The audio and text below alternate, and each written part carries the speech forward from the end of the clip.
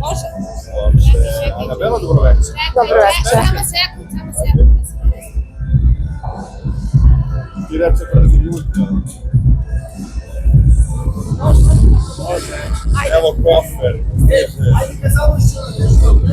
Zdravo, Anabela, kako si? Zdravo. Kako nam uvek izgledaš? Hvala puno, odlično, stvarno uzbuđena, radujem se da čekam scenu, publiku, kolege, da uživamo i večeras, kao i svaki put. Odmah moram na početku da te pitam, na koji način tako lepo izgledaš? Šta je tvoja tajna? Da li postoji tajna? Da. Pa nema tajne, rekla sam više puta da je kako se čovjek osjeća, tako valjda i zrači. Mislim da je to po meni najvažnija stavka. Mene zanima, ti si sakvačila 90 i 2000. Šta je tebi draže od tih, od repertoara? Ono što si snimila 90 i 2000, šta više voliš? A nekako, da budem iskrena, svaka pesma nosi neke svoje, da kažem, posebne. Svaka nosi svoje posebne na svoj način. A ne mogu da se odlučim za period. Sve su mi lepe i ljubavne, imaju divne poruke, tako da ne bi mogla da se odlučim. A kada govorimo o 90-ih, sadašnje vreme, da li je možda 90-ih bilo opasnije nego sada?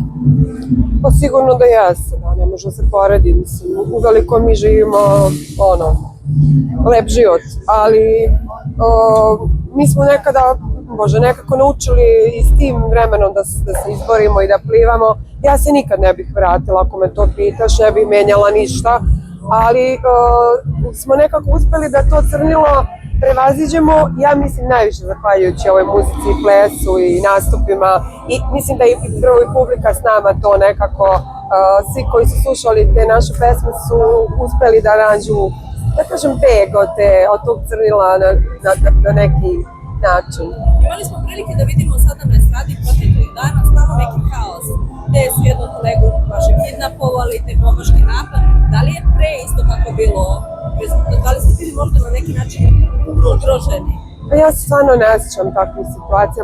Možda sam zaboravila, ali ja se sad ne mogu setiti ni jedne takve.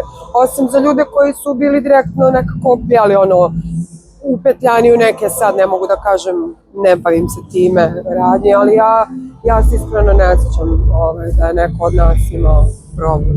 Ali mi je žao i mislim da se to dešava svugde i da je to prosto neizbežan deo života. Mislim, nažalost, uvek će biti oni ljudi koji će na taj način pokušati da ostvare svoje ciljeve. Ali ja kažem, volim da se fokusiram samo na najlepše stvari, tako da oni su negde u nekoj drugoj dimenziji za mene. Videli smo, bila si sa njima u Istanbulu, uradila je korekciju malu.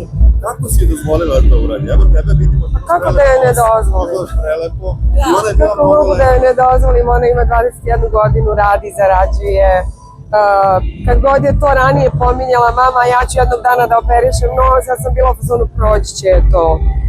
Međutim, ona je stvarno imala užasnu devijaciju, grozno je disala, skoro nikako nije. I jedno i drugo. Ja ne mogu da kao, ali ona je sad prodisala i meni je najdraže što je jednim udarcem, što se kaže, dve muve. Jer prvi put u životu da je čujem da se ne guši. Znam, jer i sama čujete da imam isti problem, imam kronični sinusitis, to je stvarno teško živjeti s tim. Tako da se bar ona spasila od nas, ja ne bih smela nikada. Podržala sam je zato što ima pravo na svoj život. Naravno, ona je sve to dobro ispitala, gde, šta, kako, kod koga ide, provereno, milion puta je proveravala i raspitala se kod pravi ljudi i mislim da je stvarno dobar izbor napravila. Sve je ispalo super i još je to, nije onako kako će na kraju, prirodno deluje, još uvek je to sveže. Šta je, evo, 2 nedelje je danas. Tako da, meni je važno da se sve dobro završilo, da je sve dobro prošlo, da su se mi vratili kući zadovoljni,